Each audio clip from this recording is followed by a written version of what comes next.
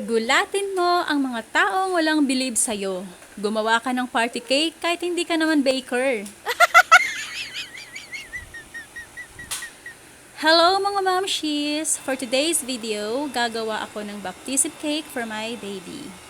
Bumili lang ako sa online ng whipped cream, buttercream frosting para sa ating cake. Nanood lang din ako sa online, sa YouTube, ng mga video kung paano ma-achieve ang tamang timpla ng icing para maging stable at hindi basta-bastang babagsak. Wow! Dahil ibabiyahe pa namin ito from Bacoor to Manila.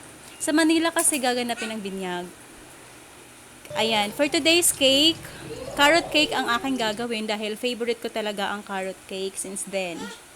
Sabi ni Papshi, magpagawa na lang daw ako sa kakilala namin para hindi na daw ako mapagod. Pero syempre, alam nating mga nanay ang dulot na saya kapag ikaw mismo ang gumagawa sa mga bagay-bagay para sa anak mo.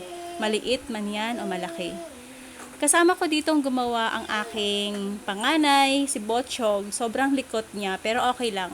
Gusto ko kasing kalakihan din nila at ma-witness nila kung gaano ako kasipag. Charot!